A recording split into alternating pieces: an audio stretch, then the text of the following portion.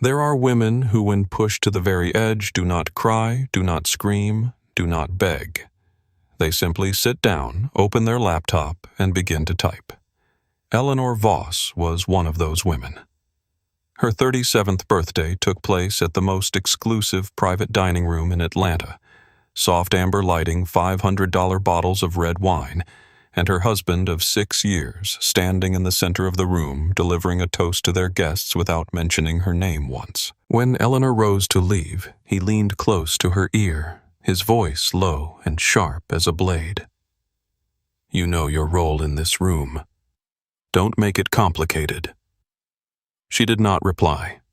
She simply folded her napkin, shook hands with the Meridian Capital representative sitting at the far end of the table, offered a measured smile, and walked out in complete silence. No one in that room knew that the woman they had overlooked all evening was actually holding the keys to everything: the $1 million house, the tech company, and the $22 million acquisition deal that Marcus Voss was certain was almost his.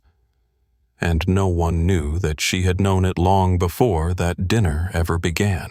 Eleanor Voss was not the kind of woman people remembered in a crowded room. Not because she lacked sharpness or confidence, but because she had learned early that attention was not always the same as power.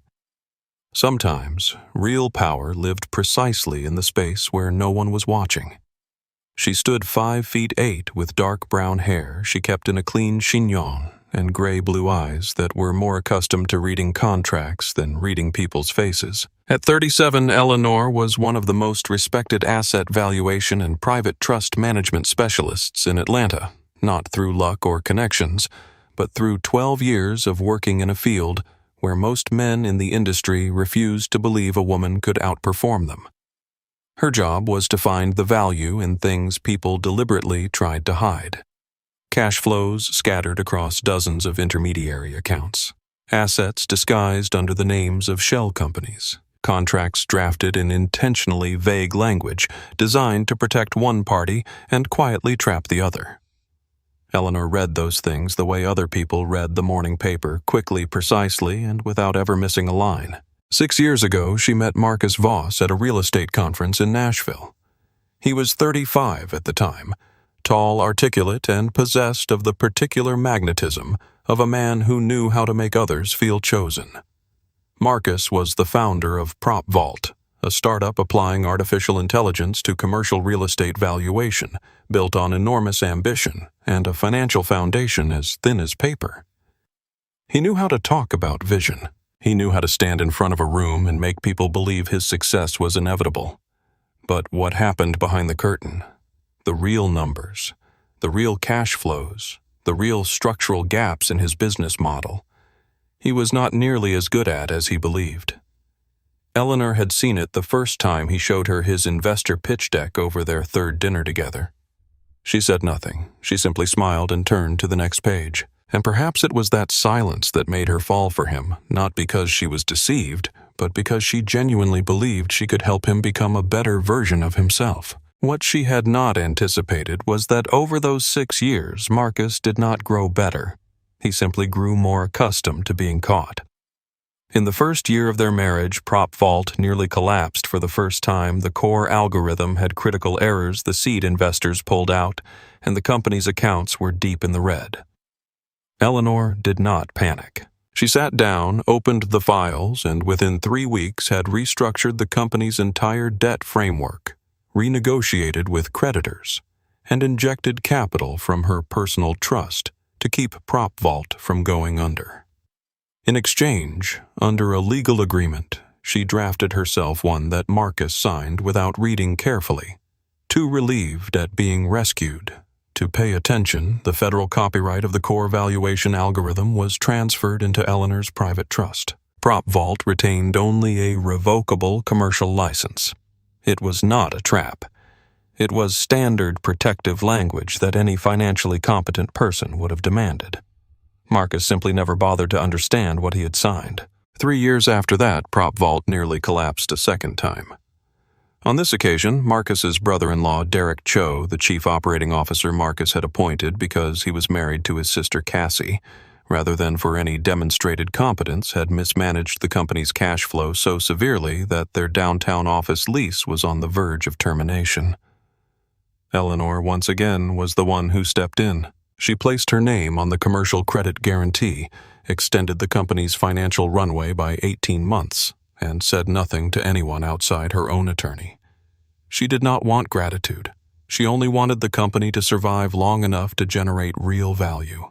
And that real value had finally arrived in the form of an acquisition offer from Meridian Capital, the largest commercial real estate conglomerate in the American Southeast, for $22 million, based entirely on the worth of the core valuation algorithm that Eleanor had quietly held the ownership rights to for the past 3 years. That was the true weight of everything at stake.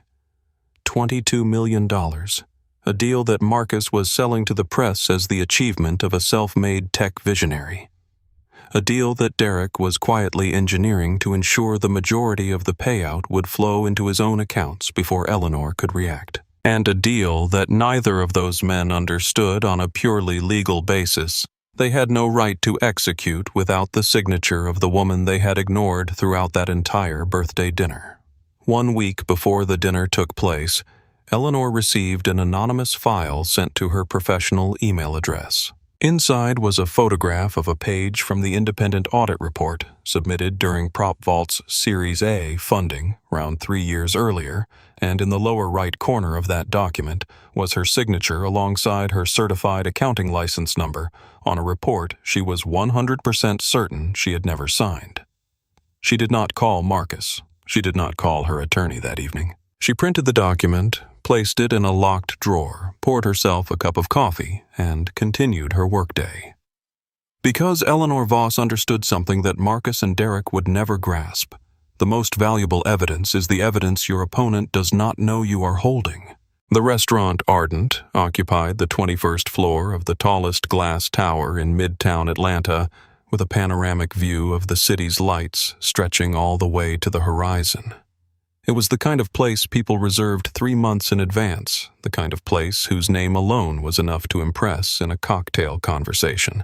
Marcus had chosen it not because he wanted to celebrate his wife's birthday, but because Gregory Hale, a senior representative from Meridian Capital, happened to be in Atlanta that week, and Marcus believed that a birthday dinner at Ardent was the perfect setting to impress a potential deal partner without making it look overtly like a business meeting. Eleanor knew this. She had known it before the guest list was ever sent out. But she still wore the navy dress Marcus liked, wore her hair down the way he used to compliment, and took her seat with the composure of a woman who had decided to observe rather than participate. 12 people sat around the long table.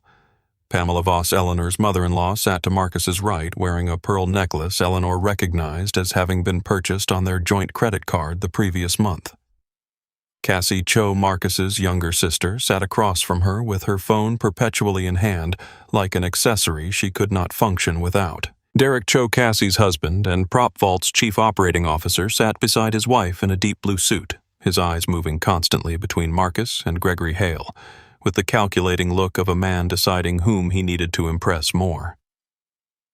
Gregory Hale occupied the far end of the table, polite and observant, saying less than anyone else but missing nothing. Eleanor sat 3 chairs away from Marcus, not by anyone's deliberate arrangement, but because he had instinctively shifted his chair toward Gregory when everyone settled in, closing the distance between himself and the more important person without explanation or apology. Under the warm amber light of Ardent, Marcus Voss genuinely shone in the way that only someone who had practiced for a long time could manage.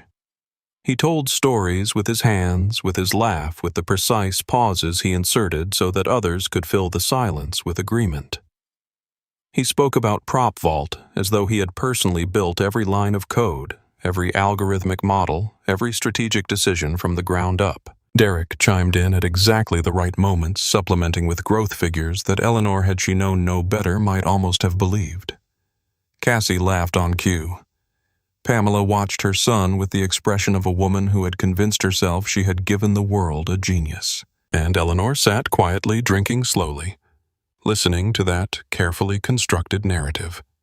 The narrative that contained no mention of her name, despite the fact that she was the person who had kept that story from collapsing at least twice. The moment things cracked did not arrive in the form of a dramatic event. It came from a small exchange, the kind that outsiders could easily overlook. Somewhere in the middle of the meal, Gregory Hale turned to Eleanor the first time anyone at the table had genuinely turned to her all evening and asked what field she worked in. Before Eleanor could answer, Marcus cut in. "Eleanor handles some of the administrative work for me. She's good with paperwork," a small sentence, delivered lightly with a smile alongside it. But it compressed 12 years of Eleanor's expertise. 12 years of tracking cash flows, structuring trusts, valuing assets for $100 million corporations into the phrase, "good with paperwork." Gregory Hale looked at Marcus for one beat, then turned back to Eleanor with what appeared to be genuine curiosity. Eleanor smiled, set down her glass, and introduced herself, using her precise title and field of work calmly and without elaboration. Gregory Hale nodded slowly, his expression shifting in the way that only people accustomed to dealing with real money tend to shift the look of a man who has just realized he is speaking to someone more significant than he had been led to believe. Marcus registered that shift, and it displeased him in a way that he could not entirely conceal from Eleanor, even as he concealed it perfectly from everyone else at the table. For the remainder of the dinner, he consistently steered the conversation away from Eleanor whenever it seemed Gregory Hale was about to address her further. He used every brief silence as an opportunity to insert a new story, a new figure, a new vision, all centered on himself, all absent of her. By dessert, when Gregory Hale rose to shake hands before leaving, he extended his hand to Eleanor. First looked her directly in the eye and said, "It was a genuine pleasure, Mrs. Voss. I hope we'll have the opportunity to speak more." Marcus watched that exchange with a fixed smile on his face and eyes that held no smile at all.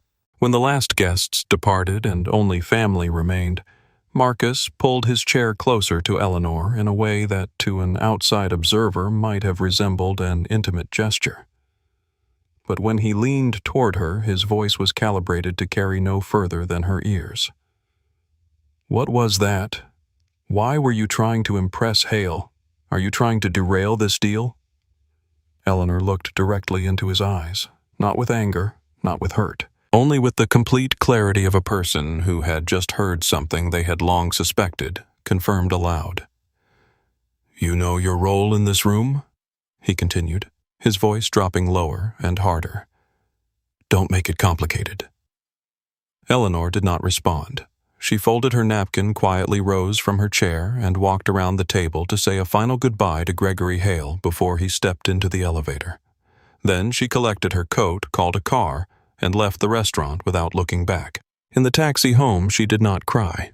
She simply looked out through the window, letting Atlanta's lights slide past in long amber streaks, and inside her mind, she began arranging each step not out of anger, but with the cold clarity of a woman who had known for a long time that this moment was coming and had been quietly prepared for it long before anyone else realized there was anything to prepare for. Eleanor arrived home at 11:17 in the evening. The 2,800-square-foot house in Buckhead was silent in the way that only homes too large for the number of people living in them can be silent. A stillness with weight to it, not peace. She did not turn on the living room lights. She walked straight down the dark hallway past the oak staircase she had chosen during their renovation 3 years ago into the private study at the end of the second-floor corridor, the room Marcus had never truly understood the purpose of, because he had never seen reason enough to walk through its door. She draped her coat over the back of her chair, removed her earrings, and sat down in front of her monitor with the composure of a person executing a plan that had been prepared well in advance. No urgency, no hesitation, no excess of emotion leaking through beyond what was needed to keep her hands steady. She opened the private trust management system, a high-grade encrypted platform she used in her professional work, and also to manage the entire financial architecture she had quietly built around this marriage over the past 6 years. The cold blue light of the monitor cast across her face in the darkness. She did not need long to consider what needed to be done. She had been considering it for the past month, since the anonymous file with her forged signature had appeared in her inbox, since she had recognized that Marcus and Derek were no longer simply poor managers, but were actively preparing to push her out of a deal that, on a purely legal basis, could not proceed without her. She began with the simplest thing first. She accessed the joint credit card management system, the high-limit black card that Marcus used to pay restaurant bills, buy watches, and book hotel rooms for trips he described as business travel. With a few keystrokes, she revoked access for every authorized user except herself. No immediate notification, no alarm. Only a small confirmation line on the screen, and Marcus's card would be declined the next time he reached for it without knowing why. Next came the vehicle lease account. Marcus was leasing a luxury SUV with an automatic monthly payment of $3,200 linked to her trust. She canceled the payment mandate permanently. Then she moved to the more significant matter, the one she had been preparing documentation for over the past 2 weeks. She opened the correspondence file with the original angel investor lending institution and submitted a formal request to activate the call provision clause on the $500,000 loan she had guaranteed for Prop Vault 3 years earlier. This clause, buried deep in the appendix of the original agreement, exactly the kind of legal language that no one ever bothers to read, permitted the guarantor to demand immediate full repayment if sufficient grounds of concern existed. Eleanor's grounds were financial fraud being actively prepared by the company's own management, and she had enough documentation to substantiate every word of it. When the request was processed in the early hours of the following morning, the bank would automatically classify Prop Vault as a severe default risk and freeze every credit account associated with Marcus Voss's name. She did not need to do anything further on that front. The system would handle the rest. The last thing she did that night was technically the simplest but emotionally the heaviest. She accessed the commercial credit guarantee she had personally underwritten for Prop Vault's downtown office lease, the 7-story glass building on Peachtree that Marcus used as the backdrop for every press interview he gave, as though the building itself were evidence of his success. She submitted a formal guarantee termination notice to the commercial property management company. Without her guarantee, the lease would immediately fall into default status under the original contract terms, and the landlord had the right to report it to credit bureaus within 24 hours. Prop Vault's commercial credit score would collapse overnight. She completed all of it in 1 hour and 18 minutes, cleanly, without a single tear. Only the steady rhythm of keystrokes in the darkness and the blue light of a monitor illuminating the face of a woman who was dismantling piece by piece the false empire that had been built on her shoulders without anyone ever thinking to ask her permission. Afterward, she stood, walked to the bedroom, and retrieved a small overnight bag from the corner of the wardrobe. She folded 3 days of clothing, took the encrypted hard drive from the locked drawer, and placed into her document portfolio the papers she had already prepared: the prenuptial agreement with its financial infidelity clause, the LLC paperwork, the algorithm copyright registration, and the photographs of the forged signature. She did not throw Marcus's clothes onto the floor. She did not touch a single thing of his. She simply closed the study door behind her, walked down the staircase, and paused for 1 moment at the front entrance. Streetlight filtered through the tall windows and laid long pale strips across the hardwood floor. She looked around the house once, not with regret, but with the gaze of someone checking whether anything important had been left behind. Then she sent Marcus a text message. "I'm removing my name from everything. Sleep well." She sent it, stepped outside, and locked the door behind her. Beyond the threshold, Atlanta was still lit up as though nothing had happened. And for the rest of the world at that hour, nothing had. Only Eleanor knew that a trap had just been fully set, and that all she needed to do now was wait. The following morning, Eleanor was seated in her suite at the Four Seasons, wearing a white hotel robe, drinking espresso from the room machine, and watching her laptop screen light up with transaction denial notifications like a scoreboard updating in real time. 7:12 in the morning, Marcus's credit card declined at a coffee shop in Midtown, $143. 7:29 in the morning, his backup card declined at an ATM 2 blocks away. 7:45 in the morning, Prop Vault's corporate expense card declined when he attempted a cash withdrawal. Eleanor took a sip of her espresso, set the cup down, and for the first time in several days felt something close to relief.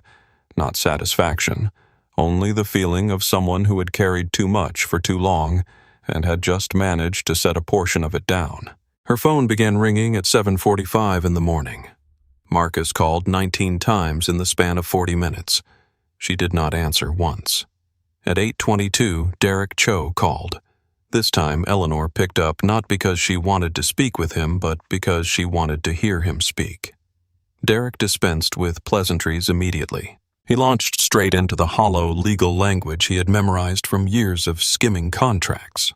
Unlawful interference, breach of fiduciary duty, deliberate disruption of corporate operations.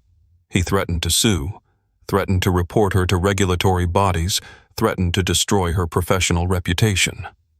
Eleanor let him speak until he ran out of breath. Then she calmly explained that the bank had activated an automatic freeze due to default risk following her invocation of the call provision clause in her capacity as the legally designated guarantor, a right she had full legal standing to exercise. Derek went silent for an unusually long beat. Then he ended the call. She saved the recording and set the phone down. Mid-morning, she called Warren Blake. Warren was PropVault's original angel investor, a 61-year-old man who had put in the first $500,000 3 years ago. Not because Marcus's vision had convinced him, but because he trusted Eleanor's assessment after meeting her at a real estate conference. Warren listened as Eleanor laid out the entirety of Derek's Delaware Shell Company maneuver, transferring the algorithm's ownership out of the original company and into a newly formed entity to cut the existing shareholders out of the acquisition payout. There was a long silence on his end of the line. Then Warren spoke, his voice low and level in the way of a man suppressing genuine anger. "He's planning to leave us holding a bankrupt shell while he walks away with all the money." Eleanor confirmed it. Warren asked her to hold and within 20 minutes had conferenced in 3 other investors from the original funding coalition. When he returned to the line, his voice had shifted from anger to cold calculation, the tone of a man accustomed to profiting from situations where others lose. "We're with you. What do you need from us?" By afternoon, things escalated in a direction Eleanor had anticipated but still needed to be prepared for. Marcus, Pamela, Derek, and Cassie arrived at the Buckhead house. The house they all remained certain was Marcus's property. Pamela opened Eleanor's wardrobe and began throwing clothing out the front door with the energy of a woman executing a sentence she believed had already been handed down. Cassie recorded it. Derek stood in the center of the living room with his arms crossed, looking at Eleanor with the expression of a man who was certain the ground beneath him was solid. Marcus pointed directly at her and demanded she sign over her rights and restore every frozen account immediately, or he would call the police and have her removed for trespassing on his private property. Eleanor sat down on the white sofa in the center of the living room, poured a cup of coffee from the thermos she had brought with her, and allowed them to shout until they exhausted themselves. She did not interrupt once.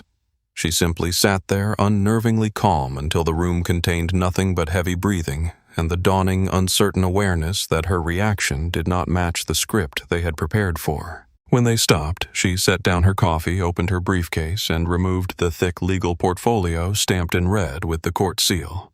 She placed it on the table, looked directly at Marcus, and spoke only loud enough for him to hear every word clearly. "This house is not in your name. It has not been in your name for the past 3 years." She slid the portfolio toward him. Inside was the LLC documentation listing Eleanor as the sole managing director alongside a lawful eviction order approved by the court earlier that morning. 24 hours to vacate the property, or local law enforcement would arrive to enforce it. Derek picked up the portfolio with hands that had already begun to tremble. He read the first page, then stopped. His face did not collapse immediately. It simply became very, very still in the manner of a person who has just understood that everything he believed he knew about this situation had been wrong from the very beginning. Thursday morning, the Meridian Capitol Tower stood at the center of downtown Atlanta like a structure of glass and steel with no emotion to speak of 45 floors. its facade reflecting the morning sky into a vast silver-gray mirror. The 42nd floor was where major deals were either signed or buried, and that morning the main boardroom had been prepared for both possibilities. Marcus and Derek stepped off the elevator at 8:45 in the morning, 15 minutes before the scheduled time, the habit of men who needed those extra minutes to reassure themselves they were still in control. Marcus wore a new charcoal suit clearly purchased on personal credit after the corporate cards were frozen, a silver-gray tie, and the watch he had not yet finished paying for. Derek walked beside him carrying a brown leather briefcase containing the full documentation for the Delaware shell company he had spent the entire week constructing. They looked like two men walking into their own coronation. They did not know the room had already been arranged for a funeral. The boardroom was long and wide with glass walls overlooking the full cityscape, a polished mahogany table stretching the length of the room, and 12 black leather chairs arranged symmetrically on either side. At the far head of the table, Meridian Capital's CEO, Claire Sung, 53 years old, platinum haircut, cleanly short, unadorned black suit jacket, sat with a legal team of 4. She did not stand when Marcus entered. She simply looked up, gave a brief nod, and gestured toward the empty chairs. Marcus sat and began presenting the Delaware Shell Company using the language Derek had scripted for him: strategic restructuring, shareholder value optimization, modernized legal framework. Claire Sung listened without taking notes, without nodding, without any indication of whether she was persuaded or not. None of her legal team picked up a pen either. Marcus spoke for 7 minutes. When he stopped, the room was silent long enough for him to begin feeling uncertain. Then the boardroom door opened. Eleanor walked in. She wore a deep navy blazer, straight black trousers, and the black leather heels she had worn to the birthday dinner, the only pair in her wardrobe that Pamela had not managed to throw onto the front lawn. She did not walk quickly. She did not look at Marcus immediately. She entered the room at the pace of someone who understood she had no need to rush. 2 attorneys from Atlanta's largest litigation firm flanked her, setting their briefcases onto the table beside her with a quiet sound, just enough for everyone in the room to register. Marcus pushed back from his chair and stood. Who authorized her to? Claire Sung raised one hand, cutting him off with a gesture that required no volume to carry weight. She looked at Marcus with the expression of a woman who had been looking at men like him for 30 years of professional life. We invited her, she said simply and sufficiently. Then she turned to Eleanor. Mrs. Voss, please go ahead. Eleanor placed her portfolio on the table and opened it to the first page. She did not look down at the documents. She had known every line by memory long before she walked into this room. She looked directly at Marcus and began speaking in the voice of someone presenting before a professional board, not the voice of a woman arguing with her husband. She laid out each point with precision, the core valuation algorithm of PropVault. The single asset Meridian Capital wanted to acquire did not belong to Marcus Voss or Derek Cho. The federal copyright had been transferred into her private trust 3 years earlier under the restructuring agreement Marcus had signed. PropVault held only a revocable commercial license. That license had been formally revoked at 8 o'clock this morning through a filing submitted to the federal court. Derek's Delaware Shell Company, however carefully constructed, could not receive an asset that PropVault had no legal right to transfer. And that meant every document Derek had placed on the boardroom table this morning, all the carefully typed, stamped, and countersigned paperwork, was an expensive stack of paper with no legal standing whatsoever. Marcus lost composure entirely. He struck the table with his open hand, his voice fracturing between rage and the fear he no longer had the strength to conceal. You can't do this. You're just my wife. You don't have the authority. Claire Sung did not look at him. She looked at Eleanor. Derek had at some point sat back down without anyone noticing, both hands flat on his thighs, eyes directed at the surface of the table, the expression of a man who had understood and was calculating whether any exit remained available. Eleanor's lead attorney stepped forward and placed a thick black binder in the center of the table. Inside it was the full body of evidence, the recorded call of Derek outlining his asset transfer plan.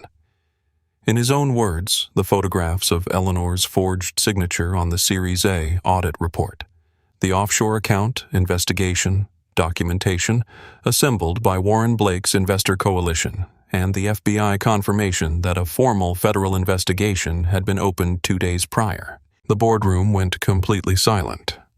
The kind of silence that existed not because there was nothing left to say, but because everyone in the room had just understood that everything had been decided long before this meeting began, and what was happening now was only the formal confirmation of it. Claire Sung walked around the head of the table and stopped in front of Eleanor. She extended her hand. Eleanor shook it firm, brief, equal. "Everything has been thoroughly verified," Claire Sung said. "Meridian Capital reached out to you 3 weeks ago upon discovering the ownership discrepancies in the documentation. The acquisition agreement with your trust was finalized at 9 o'clock this morning. $22 million has been transferred." Marcus watched this from the other side of the table. No more striking the surface, no more fractured voice. Only the silence of a man who had just understood that he had not lost because he had been defeated. He had lost because he had never actually possessed what he believed was his. The boardroom door opened a third time. 2 FBI agents entered, badges clipped to their jacket pockets, requiring no lengthy introduction. They walked directly toward Marcus and Derek. The sound of handcuffs locking into place was the sharpest noise in that quiet room. Not because it was loud, but because it was precise, irrefutable, and final. The days following the 42nd floor boardroom were not loud the way people tend to imagine consequences. There were no further public confrontations, no more hallway standoffs or parking garage ambushes. Only the legal and financial systems running their course in proper sequence, methodically, precisely, and without reversal. Marcus Voss was held for 48 hours before being released on bail under the condition that he not leave the state. His personal accounts were frozen in their entirety by federal court order within 72 hours of his arrest. The leased SUV was repossessed on Monday morning. A dealership representative arrived to collect the keys while he was standing on the sidewalk outside the budget hotel he had checked into after losing the Buckhead house. None of that sequence was something Eleanor had arranged. It was simply the natural consequence of choices he had made, now being enforced by mechanisms larger than any individual in this story. Derek Cho fared no better. The state licensing board revoked his professional credentials within 10 days of the forged signature evidence being submitted to the regulatory authority. The offshore account in the Cayman Islands was frozen and moved into federal asset seizure proceedings tied to the fraud investigation. He was under house arrest in a rented apartment that Cassie had to co-sign because his name no longer carried sufficient credit standing to lease anything. A small detail he would have to live alongside for a long time before his federal trial was scheduled to open. Cassie, who had recorded everything from the Ardent dinner to the Buckhead house confrontation with the enthusiasm of someone who believed she was standing on the winning side, was now working full-time at a retail outlet to cover rent for both of them. Her phone was still full of videos, but none of them had developed in the direction she had once imagined. Pamela Voss discovered the truth about her retirement savings, not from Eleanor or from an attorney, but from a bank statement that arrived on an ordinary Tuesday morning in the mid-range hotel room she had moved into after leaving the Buckhead house. Marcus had for years been quietly transferring funds from her retirement savings account, using a financial power of attorney she had signed into a stack of complex documents at a family dinner 2 years earlier, without reading carefully into PropVault's operating accounts to maintain the appearance of financial health before investors. She had not known until the statement showed a remaining balance of under $2,000. She was the only person in this story about whom Eleanor felt something genuinely more complicated than coldness, not pity, but a quiet, heavy recognition that sometimes people are undone, not by enemies, but by the person they loved most and trusted without question. But Eleanor also understood that Pamela had chosen how to stand throughout those 6 years. And choices carry their consequences whether you make them consciously or not. The divorce was finalized in 91 days. The financial infidelity clause in the prenuptial agreement, the clause Eleanor had drafted herself and Marcus had signed without reading carefully.